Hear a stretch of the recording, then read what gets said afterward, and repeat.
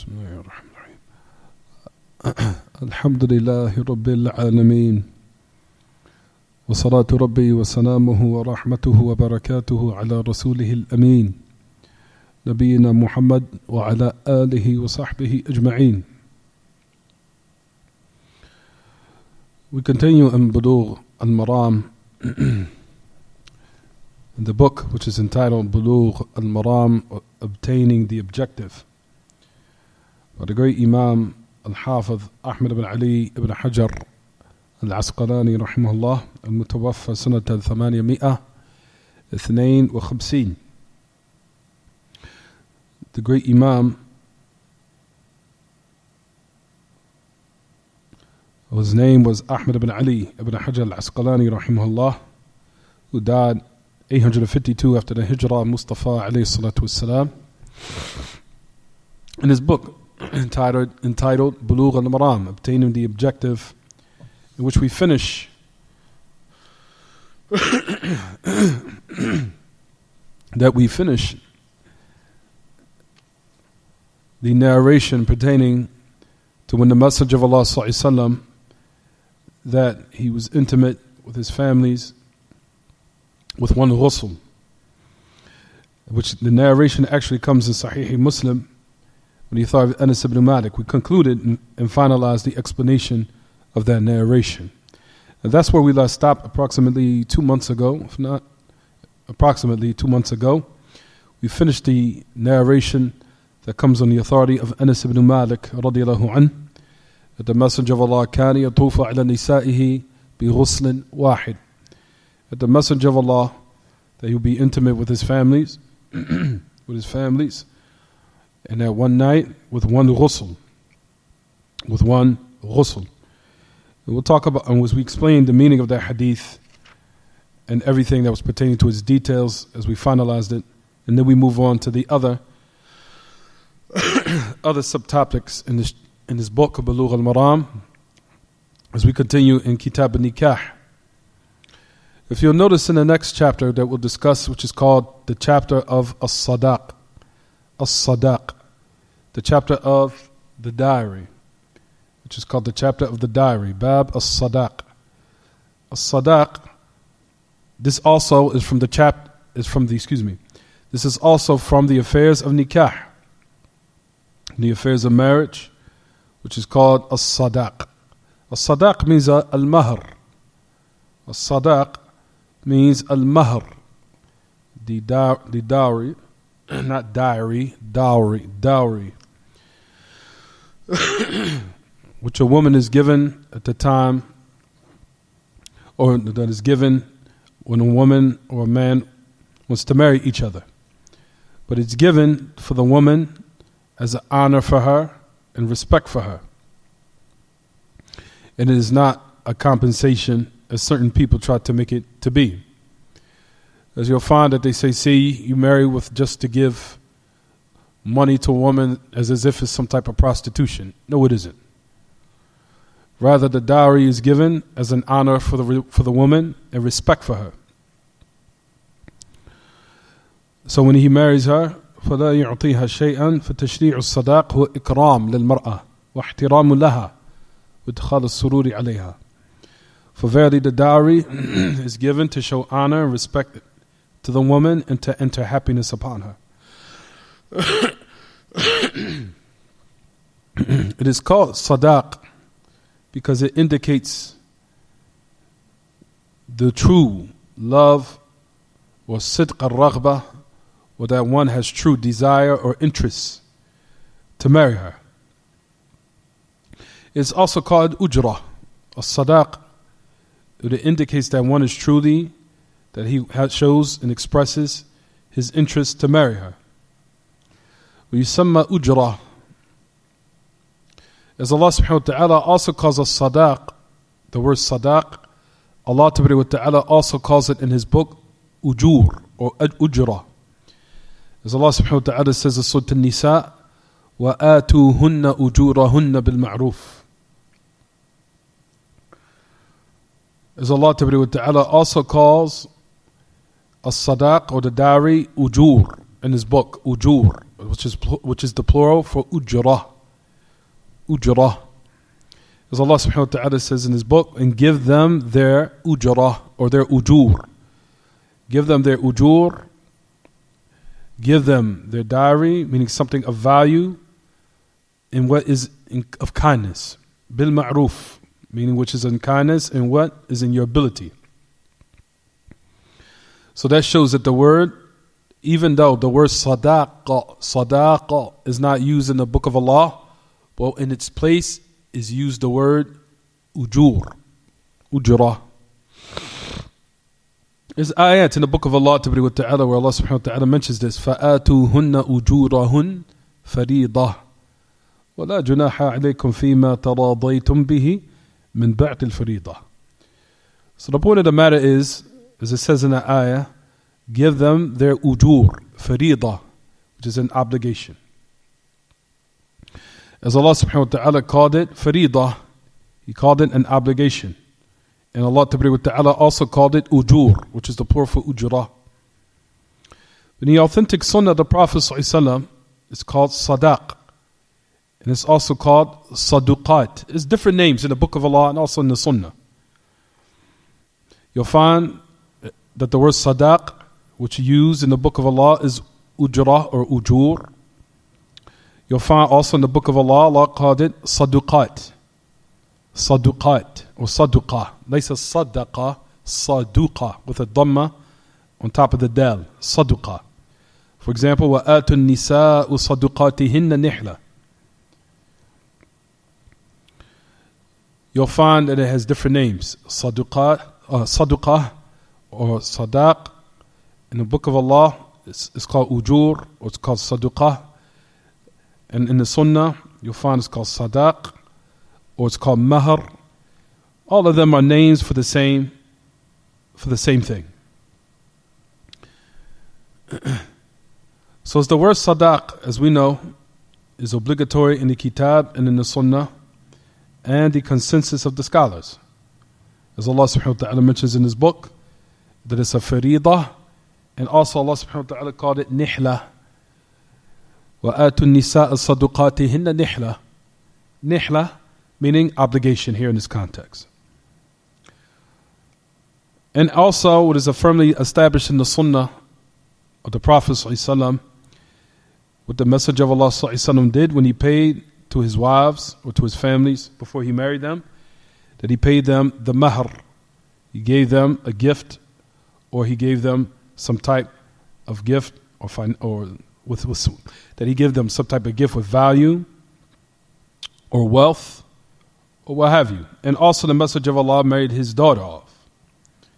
And he also prescribed that a mahr, that a dowry, be given to the woman in regards to the marriage.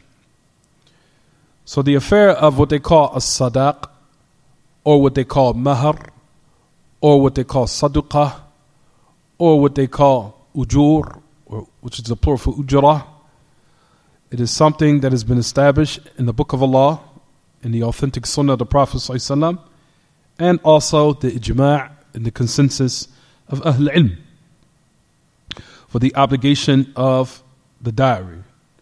And this obligation in which none of these affairs were left off from the Salaf, meaning from the Sahaba. That the dowry, when it is given at the time of marriage, if one wants to marry a particular woman or sister.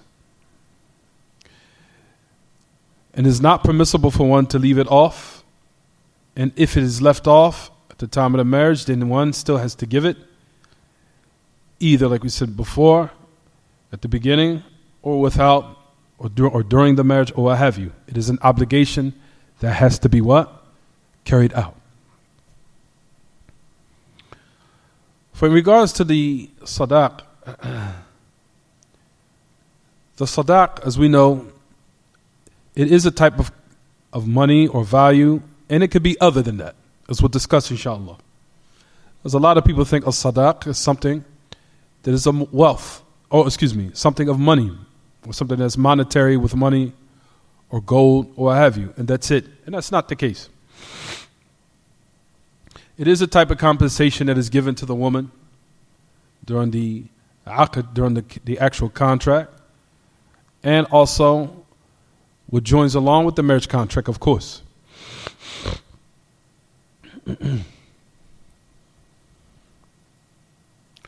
For verily, the marriage contract, the word marriage contract, meaning what is excluded from that is what they call thamanu sariya, or إذا اشتراها الإنسان من أجل الاستمتاع بها. That a marriage contract, when a person gets sadaq, is during or due to a marriage contract. Now, when one says marriage contract, what is extracted from that is anything pertaining to what they call thamanu sariya, or what they call when one purchases a concubine. When one purchases a concubine. So that's something that's separate. That has nothing to do with a marriage contract. For verily, that's not a sadaq. A sadaq or dowry is given for a marriage. It's given for a marriage. And it cannot be temporary. Temporary meaning that one writes in the marriage contract that him and her agree that they're married for a specific time. And then after a specific time, the marriage is concluded.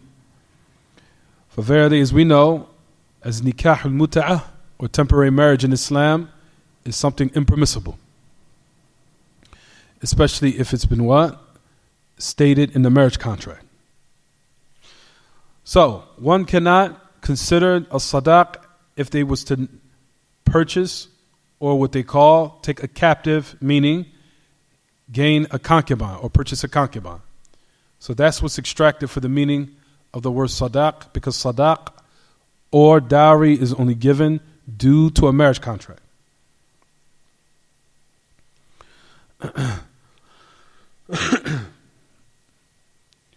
For you'll find,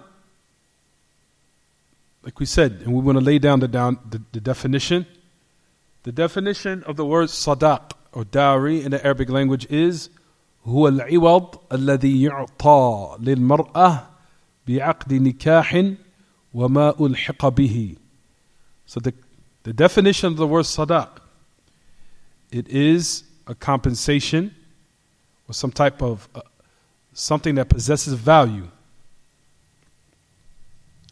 which is given to the woman due to a marriage contract and what is joined with the marriage contract. I'll say it again. It is al-iwad, a compensation that possesses value, which is given to the woman due to a marriage contract and what joins the marriage contract. What is the meaning of join the marriage contract? Meaning, what joins the marriage contract in order for one, once he's made the marriage contract, that a person would be intimate with a woman bishubha, that he might be intimate with a woman due to something ambiguous. What does that mean? Meaning, let's just say that he was intimate with a woman, that might have been a twin, let's just say, and he did not know. She might have known, but he might not have known, let's just say. That's called nikah bishubha. It was something ambiguous that happened to him that wasn't his fault.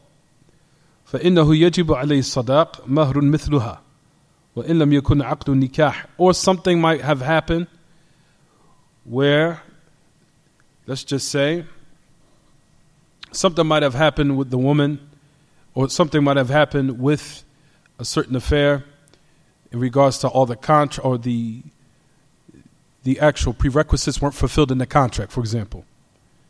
Like, for example, let's just say he married her thinking that she was a virgin and found out she was not a virgin. Or married her thinking that it's a specific person and it wasn't. Or anything that's similar to that.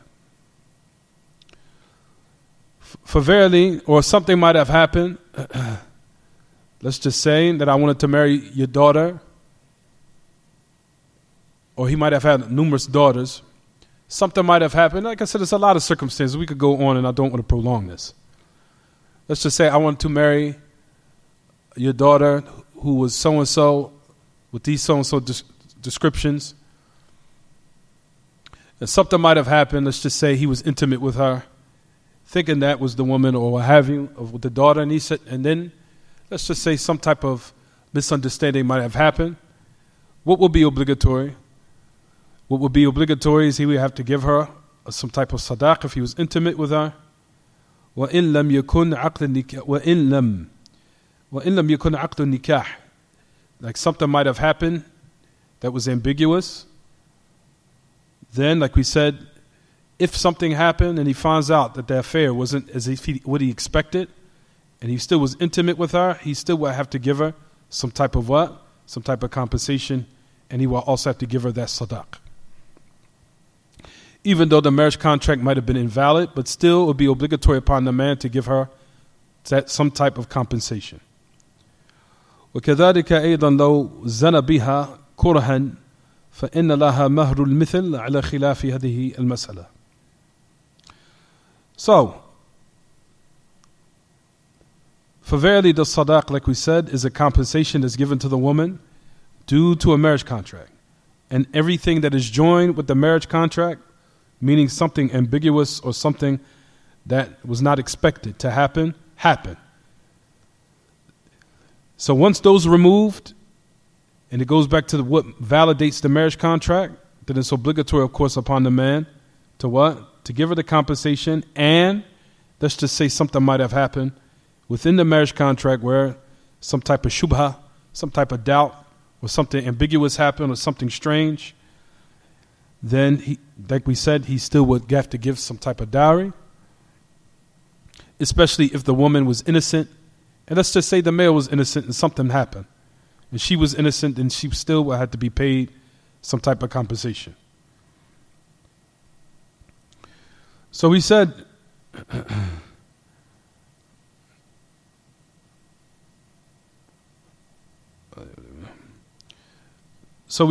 as-sadaq is the right of the woman, which is obligatory upon a man who marries her, that he gives her that.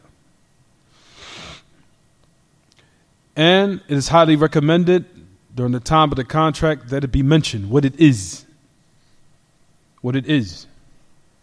And if it's not specified during the time of the contract, then, like we said, it's an obligation that has been made for her to something similar to it, supposed to be made.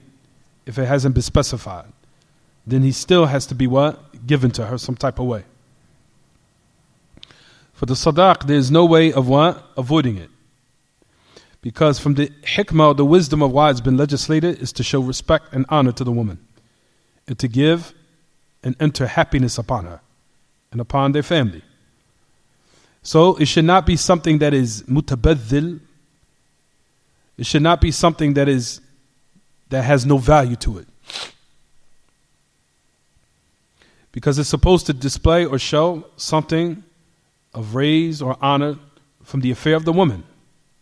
And that is the status, and that is the wisdom behind it. And that is the wisdom, alhamdulillah. That is the wisdom behind it. And as far as the value, or what it's supposed to be, the value of the dowry, then the shara', what comes in the kitab and the sunnah, did not give any type of specific number or how much the value is supposed to be. It's supposed to have value, but there's nothing that specifies the amount in kitab and sunnah. For verily, everything that is utilized, that could be utilized with some value, is called a sadaq. And that is comprehensive for a lot of things. For verily, there's no set amount for what's considered the most or the least of it. The most important thing is that it's something that is mutamawwil, something that has some value, even if it's something small. Even if it's a ring made out of iron. And we'll talk about the hadith of the Prophet ﷺ, where the Prophet ﷺ told the man, if due to him being in a state of severe poverty, he told him to go look for a ring of iron. So there's nothing wrong with giving a ring as a dowry. There's nothing wrong with that. as long as it does not contain some type of belief or some type of superstition or myth behind it. But a person can give a ring as a dowry, as the Prophet ﷺ told the man who was in the severe state of poverty to look for a ring of iron. He says, "Iltamis walau kana khataman, walau kana khataman min hadid," as it says in Bukhari, it comes in the hadith. Well, that's just an example. So what is considered a sadaq is something that has value. And is nothing that has been set as it being the most valuable thing or something that is the least valuable. As long as it has some type of value to it. Even if it's something small, as we mentioned. Even if it's 2 pair of shoes. It can even be 2 pair of sandals or shoes. And it's permissible for a person to marry, like we said, a woman with a ring. There's nothing wrong with that. And it's also permissible for a man to marry a woman if he bought her a pair of shoes. There's nothing wrong with that. And it's even permissible upon something that which is pertaining to food. I was like, we're going to talk about, inshallah, all the different types of examples which comes in the authentic sunnah. Like we said, there's no least to what's considered value, and there's no most, or there isn't any highest what's considered of value.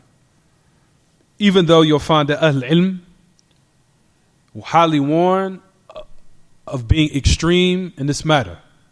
Because you'll find that if it's raised to the level where it's extreme, as now it will cause the people in the society to be in a state of depth, which you'll find in certain countries, where you'll find that the families, that they put a price tag on the dowries where they're extreme in it. For example, you'll find certain countries where a woman is married for $100,000. And that's just for the dowry. Or $50,000. Or $20,000. And that's just for the dowry. That's not even including food, clothing, and shelter. And you'll come and find as a result of being extreme in this affair, all different types of social ills comes as a result of it. Where men do not have the desire to marry because they know they're going to be in financial debt, and you'll find that the women start falling into affairs which are haram for zina because they cannot find a man that can financially support them. As we'll talk about that when it's time, inshallah.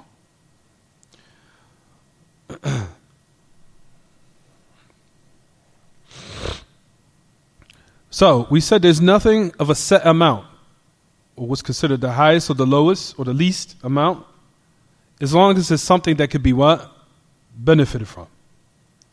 As for something that has no value or has no benefit, then it's not called, nor should be given as a dowry. It should be something that has benefit, even if it's something small.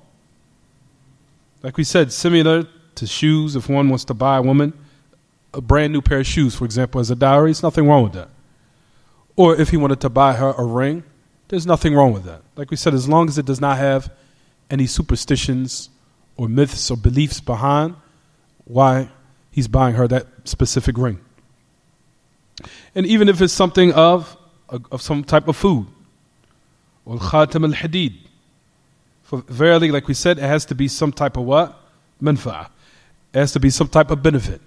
And we'll talk about what happened with Musa, the Prophet Musa, alayhi salatu wassalam, where you'll find that he was hired, where he was given, or where he gave, or he worked for the man who employed him for a certain amount of years. And the man had married his daughter off to Musa. That he watched the ghanam, or what did he watch? The sheep for 8 years, as it says in the ayah, in Surah Taha. It says, Thamani hijaj, 8 years, or 10 years, I think it says, if I'm not mistaken. And I think it says Thamani hijaj. It says 8 years. Notice that the man that he said, what was the dowry, is that he was employed to work for the man for 8 years. So he was supposed to watch and be a shepherd for that sheep, and that was considered the dowry. Also, what happened during the time of the Prophet ﷺ, where he gave it as a gift as we know the hadith, about the hadith which is at Bukhari, where the Prophet ﷺ was approached by the woman who offered herself in marriage to the Messenger of Allah. And a man, as we know, one of the Sahaba, wanted to marry her. And he didn't have anything. Notice the Prophet ﷺ said to him, "What did you memorize of the Quran?" And he explained, such and such amount, this surah and that surah.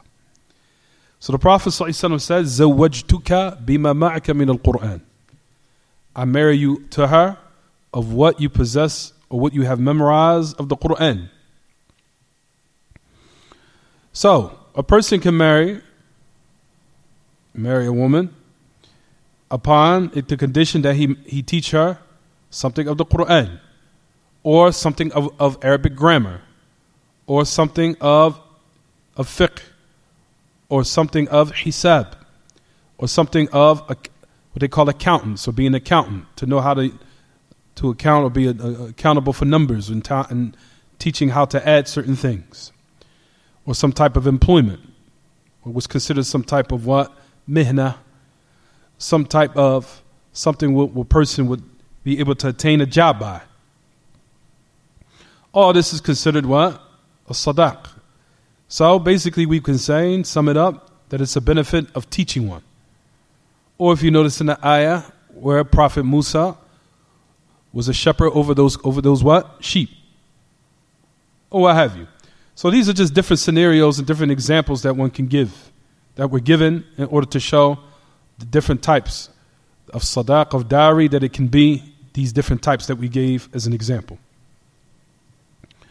And if in the ayah, Allah subhanahu wa ta'ala says about Prophet Musa, that he said, عَلَىٰ أَن تَأْجُرَنِي ثَمَانِيَ حِجَجٍ فَإِنْ أَتْمَمْتَ عَشْرًا فَمِنْ عِنْدَكَ. As it says in the ayah, he says that I'll marry my daughter to you, that I employ you, or make you an employee for me, that you work for me, ثَمَانِي حِجَجٍ, 8 years, and if you complete 10, then that's from your own accord. For verily you'll find in the ayah that the example that we're given, that the sadaq was given for some type of employment or some type of job. So that even could be a sadaq. So that we want to conclude that the sadaq is of different types of ways that we're given. As long as it's something of what?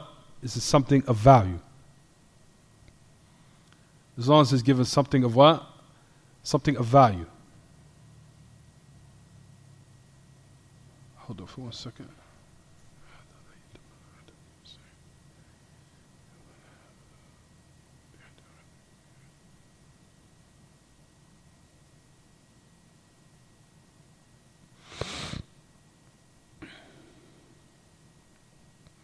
So like we just mentioned and said, that everything of value, that it is permissible, it is correct for it to be what? Some type of dowry. As long as it contains, like we said, these type of manafi', these type of benefits, and this type of value. فلو قال الزوج أنا أصدقها بأن أرعى إبلها لمدة سنة. For example, that I'll give you a dowry, that I am a shepherd, or that I'll watch over the flock, or I'll watch over your sheep, or I'll watch over your camels for a year. This is permissible. There's nothing wrong with that. And like we said, that's in accordance to the ayah that what happened with Musa. So it could be something that one can offer as a job physically, or like we said, it could be financial, or what have you. Like for example, you could also say, I'll work in your garden for a certain amount of years, or I'll work watching your sheep, or I'll fix such and such, or other than that, for a certain amount of years, or a certain amount of months, or what have you. Or, for example, أن أعطيك الجراج مستودعا لسيارتك أو لمالك أو ما أشبه ذلك. Or, for example, that I work in, that I'll be as an employee for you in your shop, or let's just say for in the car shop, or what other money, or for example, في ورشتها والمالية مثل أن يسكنها بيته غير السكنة الواجبة عليه لمدة سنة. Or what have you. Like we said, there's different types of examples However, we'll talk about the question where certain people would say, some people would say, for the example, is this comprehensive for a woman? Let's just say, my dowry to you is that I be a somewhat of a servant for you for a year. As your father Ahl Ilm say that's something that contradicts with her serving him. But isn't this correct or not? There's some details in that which we'll explain later, inshallah. But it is funny. Just a little bit of details that Ahl Ilm gave. For example, هل يشمل ذلك الخدمة الخاصة لها أن يخدمها الزوج خدمة خاصة بأن يكون المهر أن أخدمها هي شخصيا لمدة سنة. He said, what could fall under this? Let's just say a man could say, I'll give you as a dowry some exclusive service, meaning that I serve you in the house, meaning that the husband gets some type of specific exclusive service for her, and my dowry will be this type of service for a year, personally for you. As Ahl Ilm, they differ in this regard. He said, for example, they say yasih. Some of them say that it is correct, that it could be what? Al-manfa' because it's considered benefit. Some of them say it's not considered correct. He said, due to the fact that the origin of the asl is the al-qawwama, that the man is supposed to be the guardian protector over her. He's supposed to have that qawwama, the one that's supposed to provide and be the one who's superior in this regard, where he spends on her. He said, how could it be if a woman, for example, was to be offered this type of service, and she might say to him, he say, yeah, what iknis al-bayt. He said, well, she might say, listen, I want you to clean the house right now. Go clean the house. Or go milk the sheep. It's time for you to go milk the sheep now. Or milk the cow. Or it's time for, and he said, how could she say this to him, and at the same time he's telling her or commanded her to be intimate with her within the bedroom. And at the same time, after she finished, she will say, for example, go milk the cow. It's time for you to go milk it now. So then some of them say that this, as like you said, it's a little bit funny. But some of them say that this has what? That this actually goes against the state of the man, where him having that superiority as far as qawwama over the woman. That this is not correct. طيب. So that's the beginning of what? That's the beginning of the chapter, where it says that as-sadaq, if we want to conclude and say just in short of what we just mentioned, of what has also just been mentioned for the couple of minutes that we just explained it, that we want to just say that as-sadaq la hadda li aktharihi, that the dowry, that there hasn't been nothing bounded upon what's considered the most of it or the least of it. The most important thing, even if it's something beneficial, as long as it's beneficial, whether it be something small or something, like we said, big, it does not matter. For all these affairs in which we mentioned can be either benefited from financially or benefited from as far as learning a job or learning an occupation, where somebody can teach somebody another occupation or how to work something. All these affairs are what? Considered a sadaq. And this is from Allah subhanahu wa ta'ala facilitating zawaj, marriage, for the people.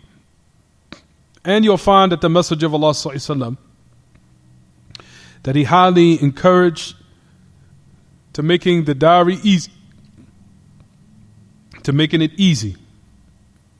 And he detested that people go to the extremes in it.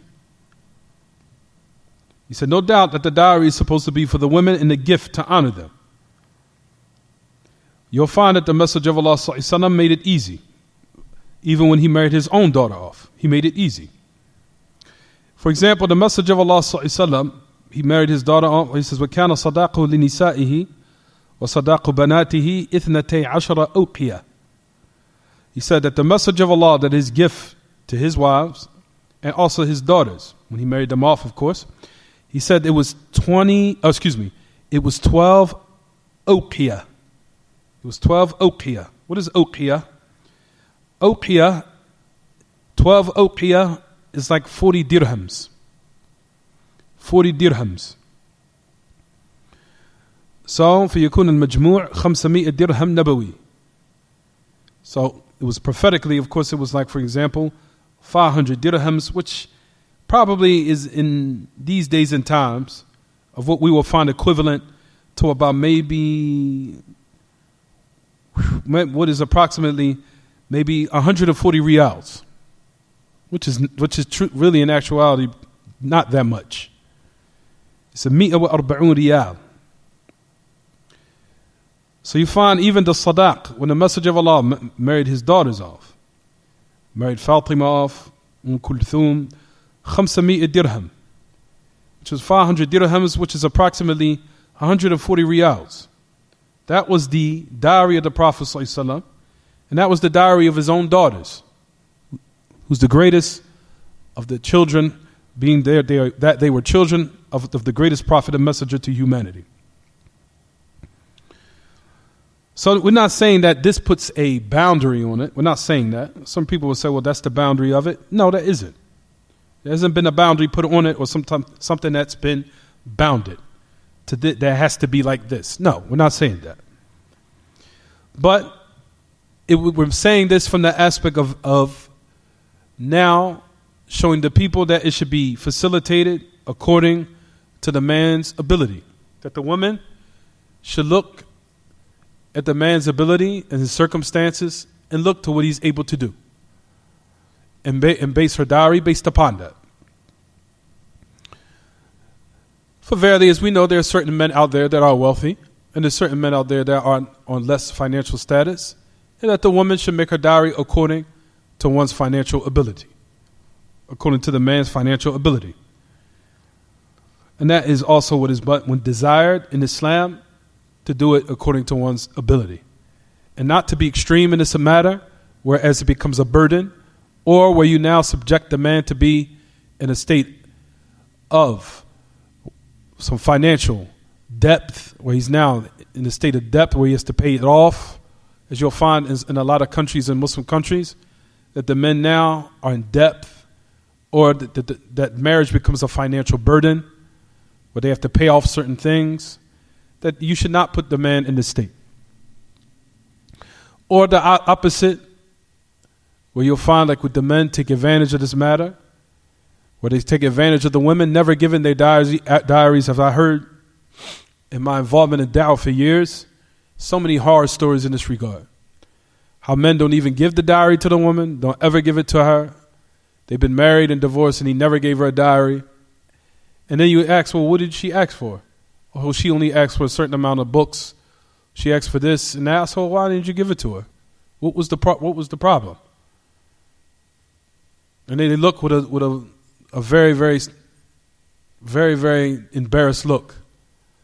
What's the problem? If she asked for a little bit of amount to make it easy upon you, why couldn't you give it to her? She asked you for two things, simple. Give her diary and give her what is considered her right. So we say, Ya ma'ashal ikhwa, just to sum it up, that these are the affairs that has been legislated. As far as in qintar, قيل هو 1100 أوقية من الذهب. هذا مبلغ كثير. That it's not befitting. It's not befitting that people be, like we said, that they go to the extremes in the dowry. Rather, like we said, the Islamic or the Islamic Sharia, or what comes to Kitab and Sunnah, that it highly emphasizes and desires that one facilitate it and make it easy, and not to render one in a state of depth or financial burdens, where he will be in a state where, like we said, sinful if he doesn't pay them off.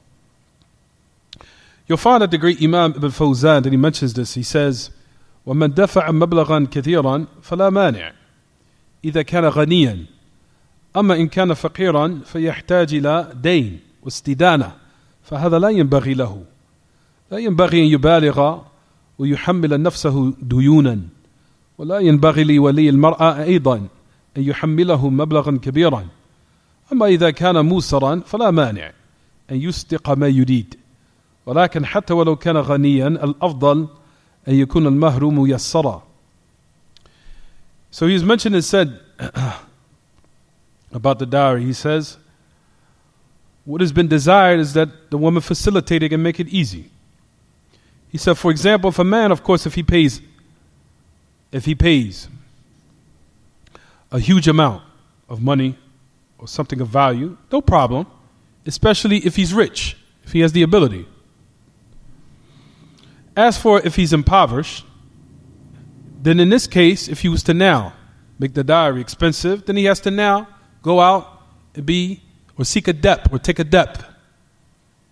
And he has to now get this dowry, or in the state now he will be rendered madeen, where he has to now pay off a debt. He said, and this is not befitting. It's not befitting that a person be in extreme where you now put this burden upon him and where he has to pay off all these different types of debts. He said, it's not befitting that even, and also not only just the woman, but the family. Because you'll find that the family, they will now try to burden the man by paying a huge what? A huge expense. He said, but as for if the affair has been facilitated and easy, where he does not have any financial burdens, and Allah subhanahu wa ta'ala has given him some wealth, then there's no problem with that. If they agree, and if he agrees, of course. Even the great Imam, he says, even let's just say if he's rich, if the man is rich, he says still befitting that the woman should still facilitate and make the dowry easy. Because how many women out there have been asked for a huge dowry, and then the marriage doesn't work out, she wants a khula', she's not able to pay it off. For example, she asked for $10,000. The man gave it to her. Tayyib, she wants a khula', I want out the marriage. Tayyib, the man says, I want my money back. Now she's really looking stupid. Now she has to pay all that $10,000 back to the man. You have to give it back. And the man, if he wants it back, you have to give it back. So now you have a $50,000 dowry. You ask for a $50,000 dowry.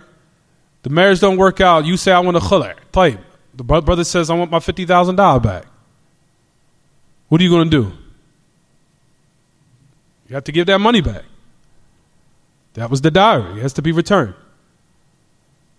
So that's the reason why we say, in all, make the dowry, of course, easy and facilitate it. So you don't cause harm upon the man, nor do you cause harm at the same time upon yourself. So you do not cause harm upon the man, nor do you cause harm upon yourself. And that everyone should look to what? Their own ability and circumstance. But you'll find the great Imam, because you'll find that he said, even if the person was rich, the man was rich, because at the end of the day, even though he's rich, he still has to take care of you.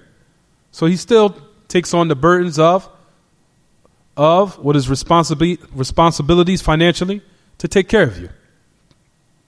So like he said, even if he is rich, he said what is more virtuous is that the woman should still facilitate the dowry. He said, لِأَنَّهُ يُسَنُّ سُنَّةً لِلْآخَرِينَ إِذَا دَفَعَ مَالًا كَثِيرًا فَهَذَا يَرْفَعُ الْمُهُورَ عَلَى الْآخَرِينَ الْمُعْسَرِينَ وَالْفُقَرَاءِ. Because this sunnah was made this way for others, to make it easy upon the one who's rich, of course.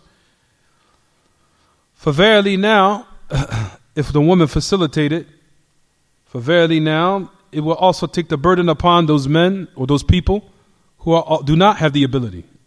That their circumstances, their financial ability is a little bit more restricted. But if they see now that all these women are now getting these high dowries, then the people start falling behind it. And this is what happens in a lot of countries. They hear that this family got this amount of money, this family got this amount. Oh, let's fall behind and do the same thing. Let's try to now gain a lot of financial gain and profit based upon marriage. And then they will start to ask for more and more and ask for more. Well, we want this and we want that and we want this. So that's the reason this sunnah has been established, to make it easy upon everyone. He said, we don't say it's haram. But however, like we said, it's not befitting. La yanbaghi. Even if the man is rich. As for, like we said, if he's poor, then it's not permissible for you to burden him to the point where he now has debts upon him to pay off. whereas now the women went to the extremes in the dowry. As we know that you'll find that the great Imam, he goes on to say that he says so much types of fasad, all different types of corruption and evil has come as a result of women being extreme in the dowries and making it difficult. He says so many things have taken place, so many trials and tribulations have taken place as a result of women being extreme in dowries. And also not only being extreme in the dowry, you'll find that if, for example, a man has to pay $10,000, $20,000 just for the dowry, then they want you to add another $5,000 off, add another $5,000 for the walima. As you'll find in certain countries that they do this, and that you have to invite everyone 100 to 50 or 100 people. You have to feed 100 people or 150 people, and have to pay $5,000 for all the food and the people and the hall. You have to also rent out a banquet or banquet hall to invite so many people. Whereas, and even he said, and what comes as a result of it sometimes, well, all this food is purchased and the food goes to waste. It's thrown in the trash. He said because of this different types of what? Extremism. As you'll find the Prophet ﷺ, when he told the companion to have a dowry, to have a walima, he said, "Awlim walau bisha." Have the dowry, even if it's just for one sheep. As for if he was to slaughter 40 kharoof, goat or sheep, or what have you, he said, we're not saying it's not permissible. He said, but be careful of being extreme and to being wasteful. So those affairs are what is incumbent upon the people in regards to the dowry, especially in these days and times. And that the people should not be what? They should be and take the middle course, and also look at the situation of every person, of what they have and what they do not have. And to try to what? Be in the middle as much as possible, and not to be extreme. And like we said, we'll talk about the narrations that's going to come of the Prophet ﷺ, where the examples of what type of dowries can be given comes in the authentic sunnah. We'll take one hadith of the Prophet ﷺ, then we'll stop.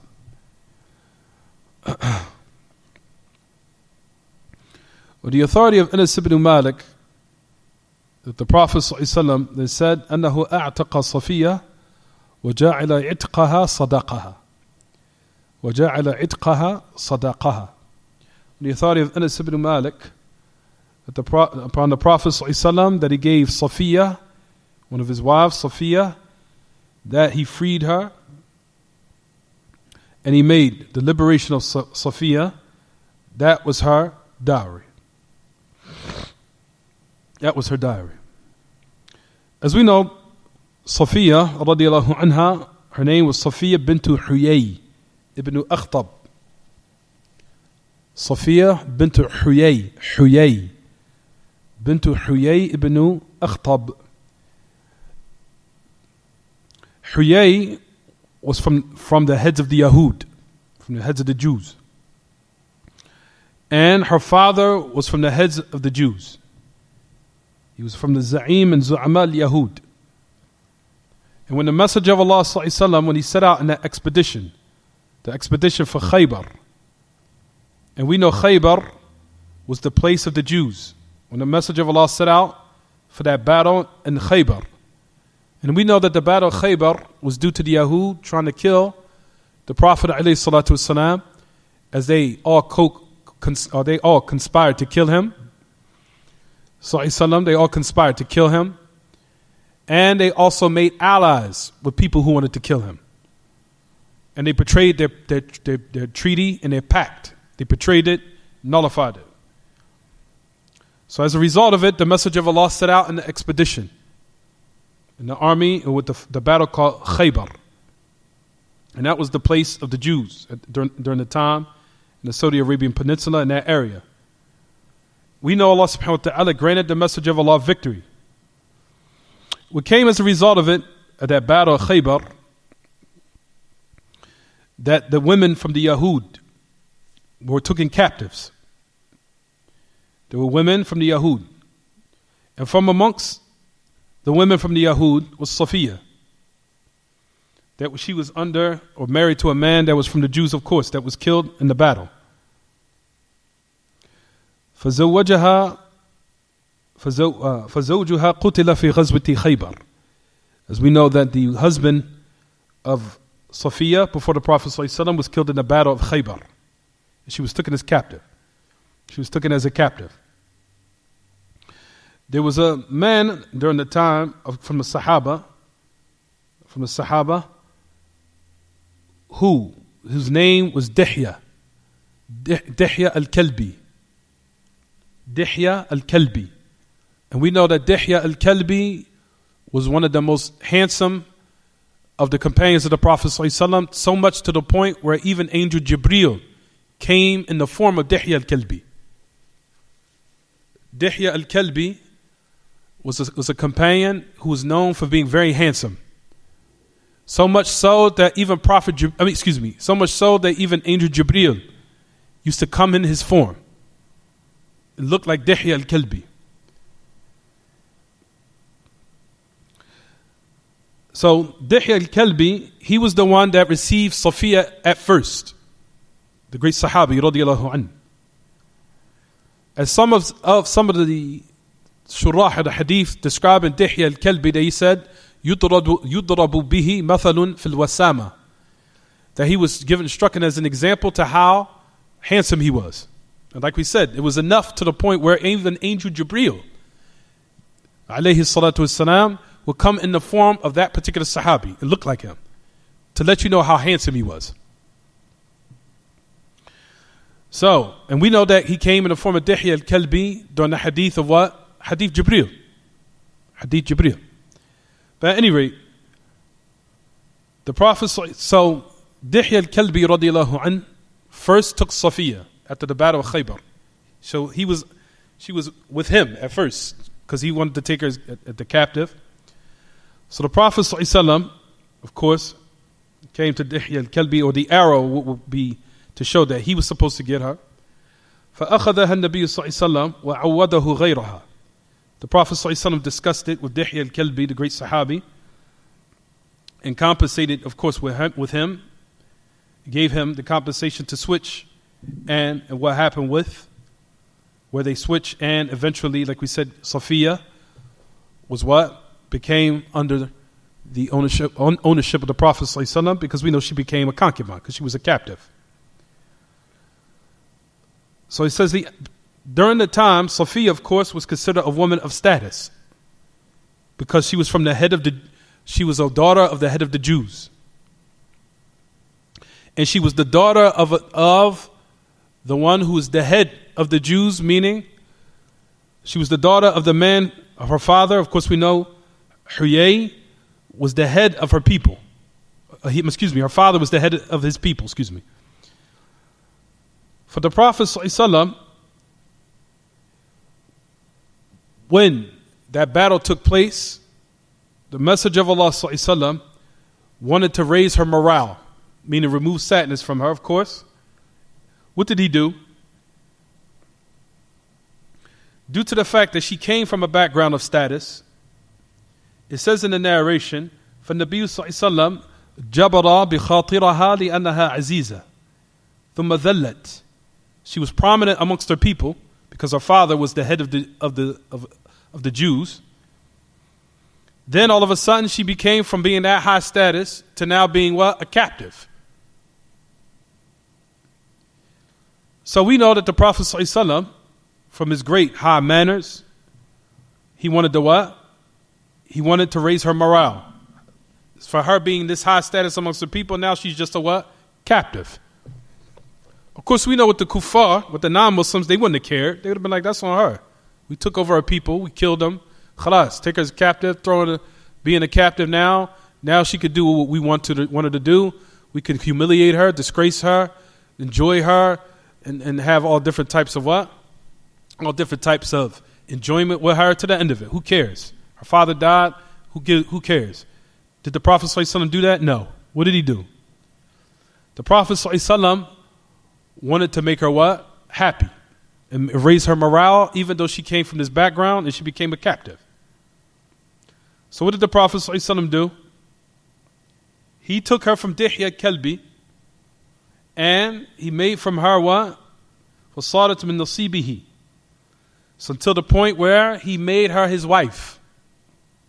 So her status remained high.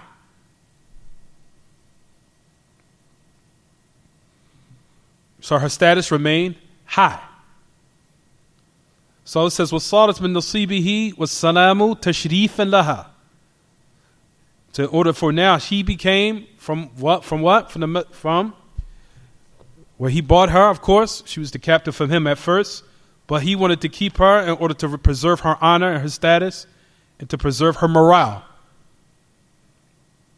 And then the Messenger of Allah not only took her as the captive, but he freed her. Freed her as being a captive, and he married her.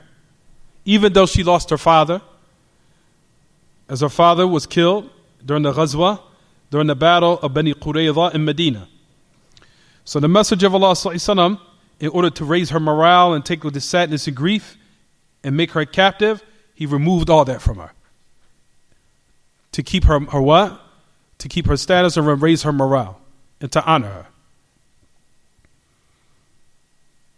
So this is to show that the Messenger of Allah married her for what? He married her and in his place, like we said, raised her morale, taken away her grief until she became from his what? The wives of the Messenger of Allah, and he freed her. And the point of why we mentioned this hadith, that the Messenger of Allah alayhi salatu wasalam made her being freed in his place. The dowry was her liberation. Her dowry was her liberation, her being freed as a captive. And in his place, the Messenger of Allah made it what? The dowry. In order to what? Show her honor and status. So the point of the why this narration was mentioned here is to show that the itq, that liberation, if a woman was a concubine or a captive or what have you, it could be used as a what? As a dowry to marry a certain female or to marry a woman.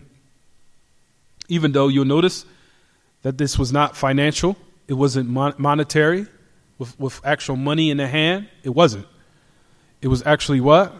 It was actual something of benefit where she gave her liberation back from her. And not only did the Messenger of Allah liberate her, but she still had high status, even though it seems in the beginning as if she lost it due to her father dying in the battle. And this is to let you know that the Messenger of Allah married certain women, as a lot of people from the enemies of Islam would say that he married all these women because he was a man that was lustful and he wanted to marry a bunch of women so he could enjoy sexual pleasures with different women. This is absolute baseless and nonsense.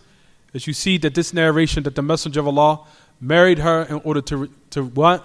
For her to preserve her status, and also to raise her morale and to remove her sadness and grief from her, which is something that is honorable. And that was one of the reasons why he married from our mothers, Safiya radiyallahu anha wa ardaha. طيب, we'll stop here inshallah. Stop here. We'll continue this next Sunday bi'idhnillah. وصلى الله وسلم وبارك على نبينا محمد وعلى آله وصحبه وسلم. سبحانك اللهم وبحمدك وأشهد أن لا إله إلا أنت أستغفرك وأتوب إليك.